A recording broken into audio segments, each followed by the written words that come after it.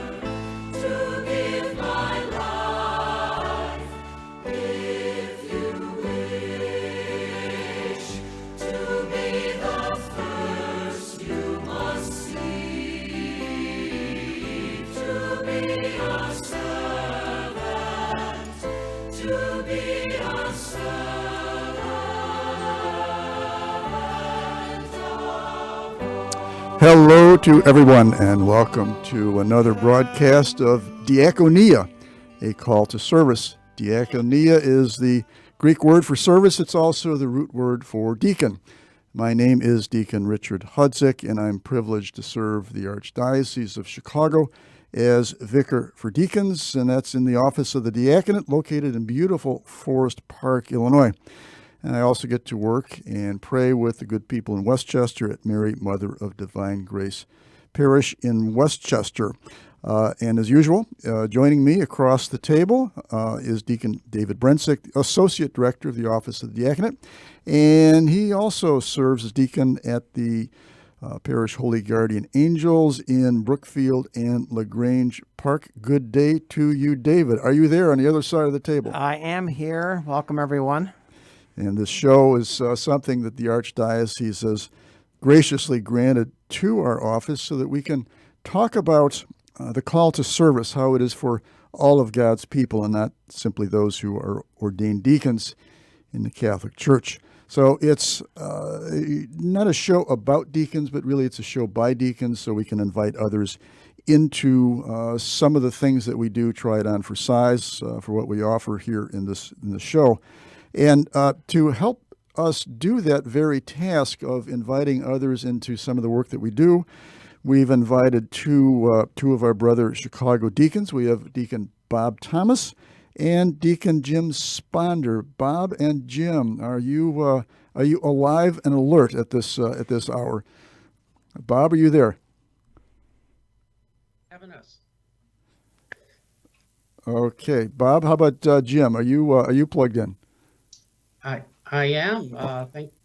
Thank you for having us. We're delighted. Yeah, it's a joy to be here, guys. Okay, so we got all right. So it's a foursome.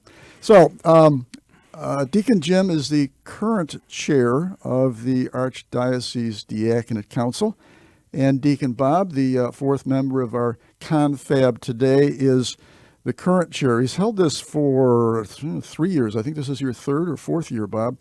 We're very grateful for it, but you are the chair of the Diaconate's St. Francis Dinner. So greetings to both of you. We're delighted you were able to join us in the conversation. And to be specific, the conversation is about something that's called the universal call to holiness.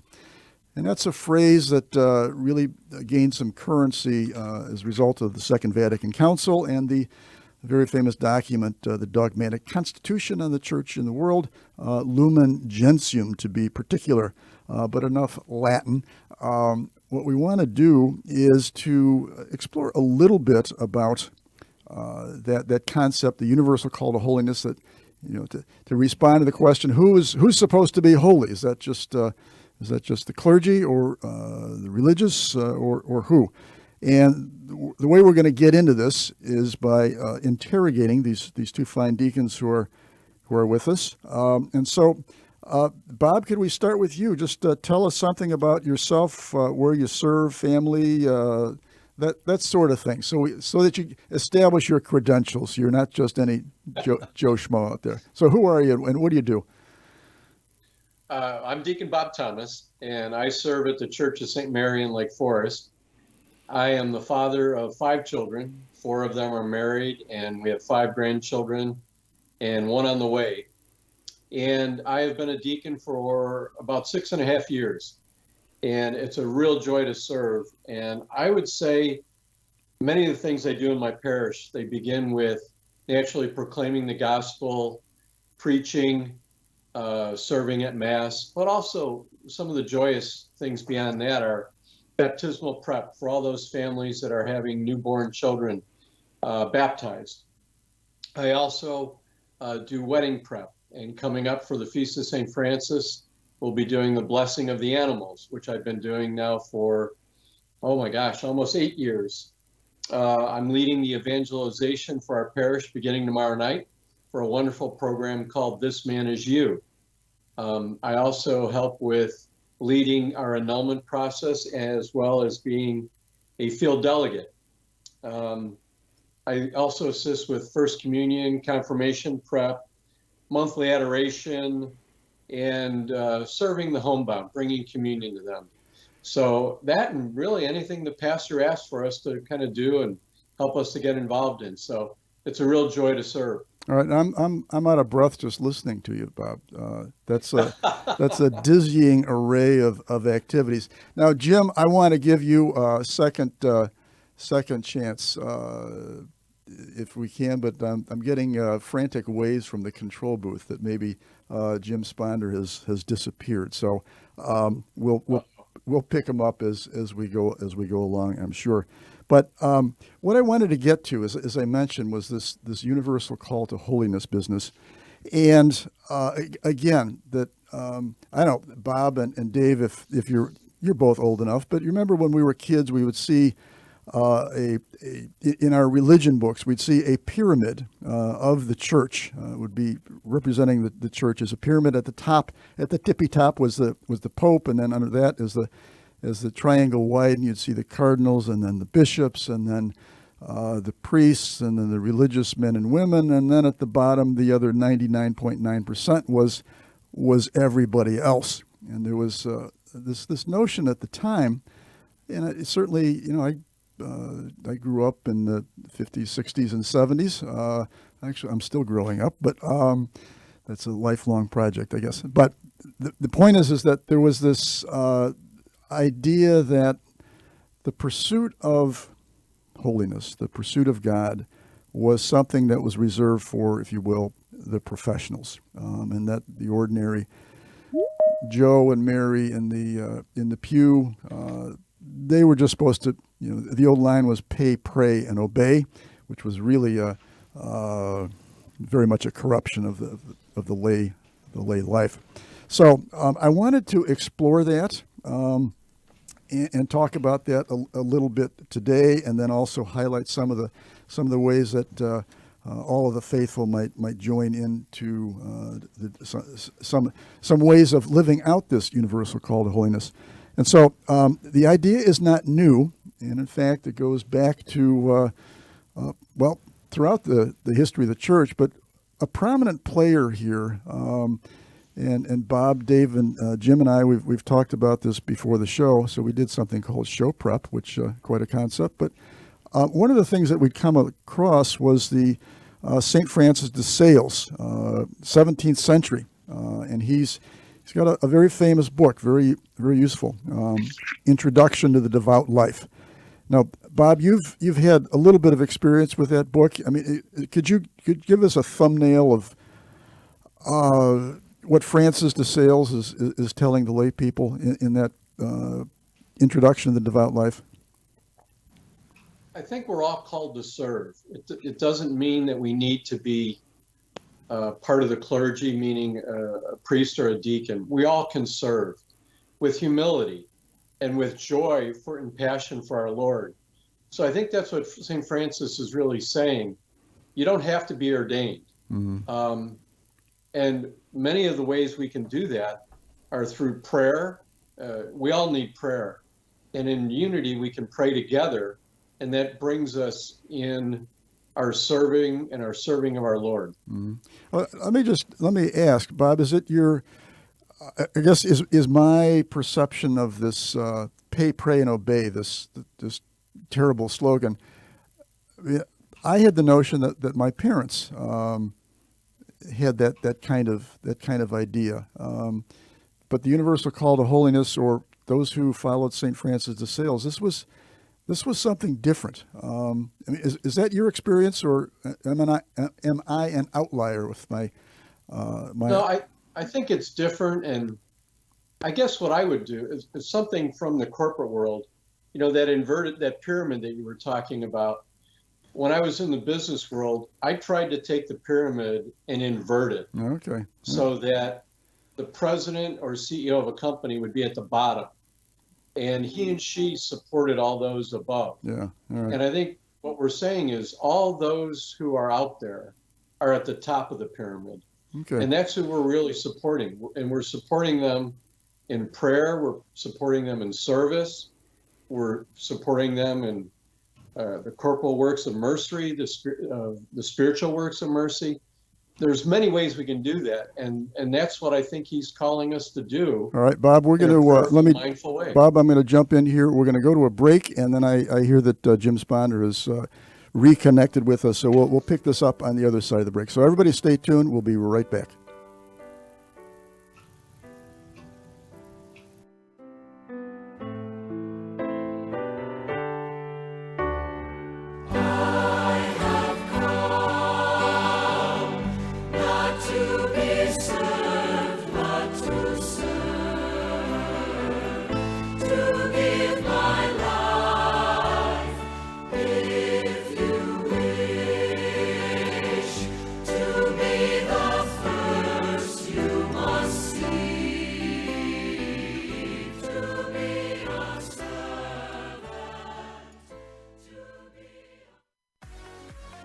Catholic Charities Veterans Employment Services help veterans find and maintain employment through job readiness training, resume writing assistance, mock interviews, and job placement counseling. We work with a wide array of employers and community partners to help veterans reach their career goals. We owe a debt of gratitude to all of our veterans for the sacrifices they made to serve our nation. It is our privilege now to assist them. To learn more about Catholic Charities Veterans Employment Program in Cook County, call 773-808-2954. In Lake County, call 847-782-4219. You can also learn more at CatholicCharities.net. To all United States veterans, thank you for your service. Are you looking for quality, affordable childcare at this back-to-school time of year? Look no further than Catholic Charities Child Development Centers. We have 2 locations conveniently located in Berwyn and Summit, offering before and after school care, as well as full-day childcare. Each center offers a safe, welcoming environment where children receive a nutritious breakfast, lunch, and snack while participating in a creative, age-appropriate curriculum that is challenging and fun. Preschoolers enjoy art, music, literature, and computer activities, while our school-age program includes homework help, art, sports, music, field trips, and more. Catholic Charities staff members are highly qualified, caring people who want the very best for every child. Our child care centers are especially popular with working parents. Enroll your child today. To learn more, visit CatholicCharities.net/childdevelopment or call 312-636-5398. That's 312-636-5398.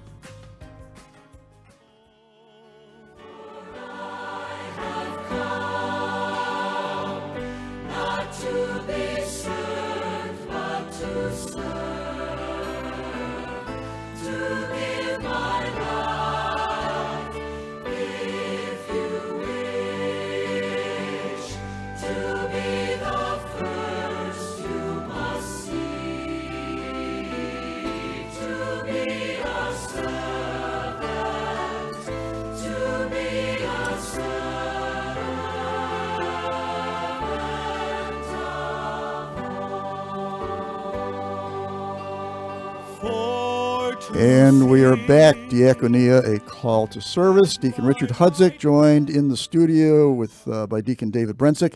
And on the line is Deacon Bob Thomas. And I understand that Deacon Jim Sponder has resurrected his connection, and he's back with us. So, Deacon James Sponder, are you there? Are you there? I can see you, but I don't. Yes, I am here. Can you hear me? I can hear you. That's good. It's like a TV commercial. Can you hear me now? All right, Jim. We talked about the universal call to holiness, and you have a little nugget I'd like you to share, paraphrase what Lumen Gentium talked about with this call to holiness in plain language. What are they telling us to do? Well, I could read it for you. But, no. I don't want you to read it. I want you to tell me what that means. You're putting me on the spot. What's this about?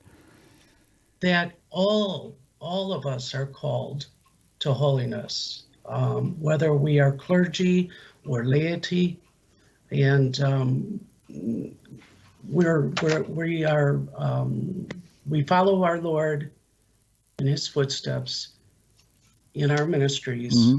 And there is no better one than the other. Okay, all right. No, that's good, and I think that's a fair characterization of the gist of that part of Lumen Gentium, that universal call to holiness. And while you had dropped out, we had started talking about, and I asked Dave to jump in here as well, but we want to disabuse this erroneous notion that holiness is for the quote professionals. That's just not so. So how do we encourage from our platforms as deacons? How might we encourage, or how should we encourage? What should we encourage folks to do to foster their own in response to the call to holiness? Dave, what are you going to tell people? I think being involved in your faith will increase a person's faith.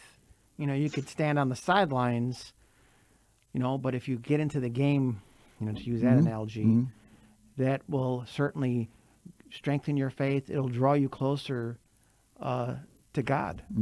Yeah, that's good. Yeah, so get some skin in the game, to get involved and watch that unfold. Reception of the sacraments, certainly, participation at Mass. And I want to turn the corner just a tad. Something that struck me, it's been with me, well, it's long part of our tradition, but Pope Francis in 2015, if you remember back, the year of mercy, and he really focused on the corporal and spiritual works of mercy. So we had those out there, and they're brought to the surface more.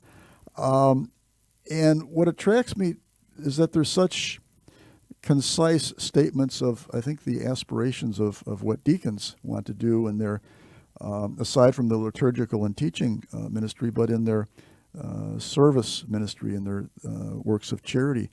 You get the corporal works of mercy. There's 7 corporal, there's 7 spiritual, co-equal. Feeding the hungry, clothing the naked, water to the thirsty, visiting the imprisoned, care for the dead. Spiritual works, instruct the ignorant, counsel the doubtful, admonish sinners, forgive, comfort the afflicted, and to pray for the living and the dead. And I mention all of that because those are works of mercy that are there for all of us to do. And I want to ask both Dave and Jim and Bob, but concretely, the Chicago Diaconate, we're proud to say of some of the ventures that we're engaged in, the various ministries that we support. Any one of you want to pick any one of those and offer how that reflects and how people might participate in that, how that's part of the universal call to holiness? Certainly to visit the sick, bring what we do as ministers of care. We engage in a conversation, we engage in a prayer, and most ministers will tell you the person that we do visit, bring Holy Communion and pray with, we as a minister receive more in that experience, and it's a beautiful moment. It's an in many ways, it's a sacramental moment. And we, in particular, in terms of the deacons, one of our ministries is Faith and Fellowship, one of the outfits that we support, and that's accompanying people both who suffer from mental illness and also those who accompany those who suffer, family and friends who suffer mental illness. So they're, the deacons sort of, I guess, putting their money where their mouth is. So that's that Faith and Fellowship is a way to concretely act out, and others are invited to participate in that. Yeah, there are a variety of ministries that the Diaconate Council supports, and you're seeing it on the board here. I mean, there is Zacchaeus House, which offers shelter to men who are trying to get their lives kind of back up and running so they don't have to live on the street. Colby House, which is ministry to those who are incarcerated. So there's a variety of charities that the deacons are involved with and are supporting. And so some of those are you just square on to the Corporal Works of Mercy. Colby House, one of the Corporal Works is to visit the imprisoned. So what does Colby House do? But they visit the imprisoned as well as families and those who suffer as a result of crime. So again, that's not a deacon-only thing. I would dare say that the bulk of the work that Colby House does is laity. Mm-hmm. So there's another instance where these ministries that the diaconate supports financially, partially, I mean, we're not sole funders by any stretch of any of these, but we do help, and it's a way to keep these charities, these ministries out there serving the people and allowing others to participate with us. What else we got? We've got Richard. We've got Hopes on the Way, which right now with all the hurricanes that we've had that have hit into the Louisiana coastline and the Gulf of Mexico, bringing them down there to help the people recover from the terrible, terrible disasters that we've had. I think another one that's really my wife and I have been involved with, and I know Bishop Ron Hicks was involved with, Friends of the Orphans, the orphanages in the Caribbean that are helping the young children who have been abandoned. And, especially when you think of Haiti and the Dominican Republic and what we're seeing right now on the news. Friends of the Orphans has homes in those areas to help those poor young children, and they take care of them through feeding them, nourishing them, as well as spiritual guidance through they're 18 years old. Right. Yeah, no, that's well said. Another newer charity, new to our co-sponsorship or support is the St. Kateri Center of Chicago. Deacon Bill Frere is active in that, and it's a ministry serving that community. Maybe much overlooked. It's not a huge community, but there is a community in Chicago. Chicago surprisingly has a sizable population of American Indians, and so through the facilities of St. Benedict Parish, Deacon Bill Frere, and those who run the staff of St. Kateri Center, the deacons help with donations there, and also invite people to participate with them in the various activities that they have. Now, we've got a variety of these things, and not a one of them, not a one of these ministries is deacons only. By no means, never. It's an invitation to others. These are charities that are dear to us. They put into play some of the goals and the aspirations of the deacon, and so we've chosen these. Now I'm going to back off from the microphone here. I'm going to ask Dave to talk to us and talk to Jim and Bob about an upcoming event that we've got in the diaconate community. Dave, you want to pursue that? So, Jim and Bob, we have these diaconate charities. How do the deacons help support these good works of corporal works of mercy?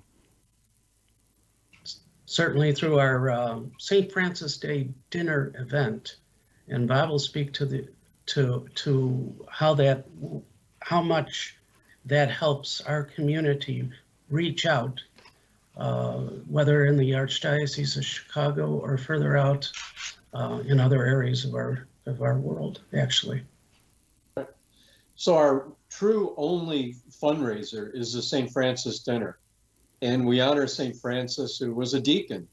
And that's why we have this event every year, is to raise money for all the charities that we support, that many of our deacons and many of our lay individuals that work with deacons support. So the only way we do this is by raising money through the St. Francis dinner. So it really serves a couple purposes. One, it's a great gathering for fellowship to bring deacons, friends, pastors, priests, bring them all together. And especially this year, it's especially meaningful because we haven't been able to get together because of the pandemic.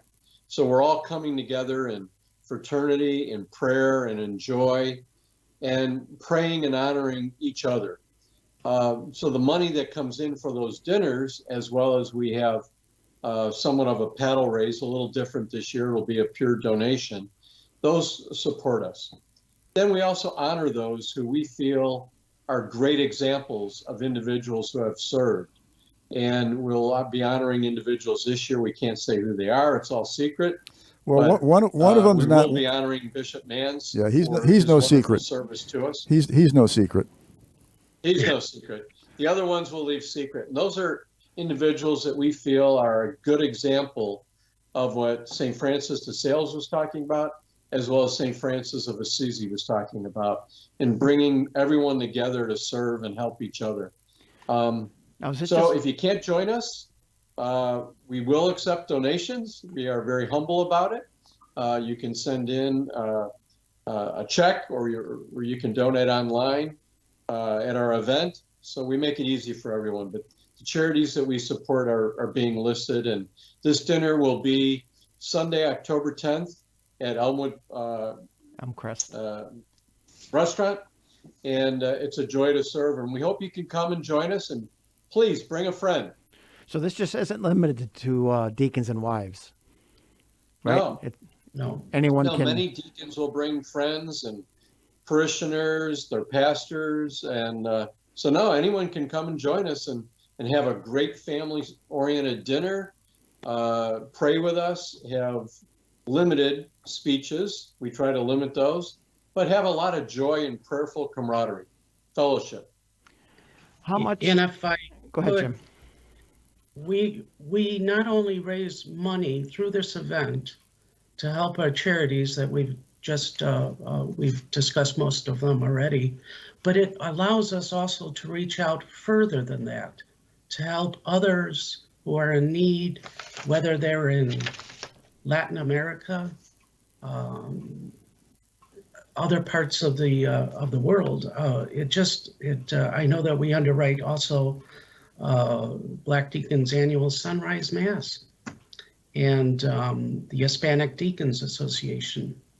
And they do so much good work also, not only within the Archdiocese, but as I say, throughout Latin America and the world. So how much has been raised over the years, Jim? Do you know offhand how much the deacons have raised to support these charities?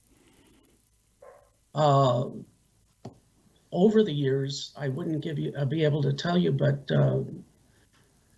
I remember last year we raised about $40,000. Yeah. Jim, let me help you out there. In the past couple of years, we've raised well over a couple $100,000 supporting all these groups. And it's through the charity of others and by bringing others with us and by sharing really where all the touch points that we have well beyond the diaconate, that this money is 100% used. And it's also used to help deacons and there's families that might be experiencing hardship, or deacons that want to continue their education at a wonderful event like the seminary, USML, or other places. And how does the reach goes way far. How does someone donate if they want to make a donation? What's the easiest way? I think we had on the site here, I saw it earlier, there's a website they could go to and donate. Naturally, they can do it via credit card or sending in a check, or they can go to the diaconate. I think it's on the form here somewhere, Dave, if we can pull it up. They could send a donation to the office of the diaconate in Right. Forest Park. There's also the archdeacons.org website. But, you know, and if there's, maybe the easiest thing is to ask the deacon at your parish if you're connected with a deacon. He hopefully is attuned to what the rest of us are doing. So you can reach out to your local neighborhood deacon. I think that'll help too. That always helps. Yes. And we thank you all for helping to sponsor us and walk with us, because we can't do this alone. We have to do it with the many laity that help us. I know. So that's the universal. So again, that's the universal call to holiness. God bless you all. It's been a good conversation, and we'll be back. And if we don't see you at the St. Francis dinner, know that we're thinking and of you and praying for you. God bless you all. Thank you. Thank you.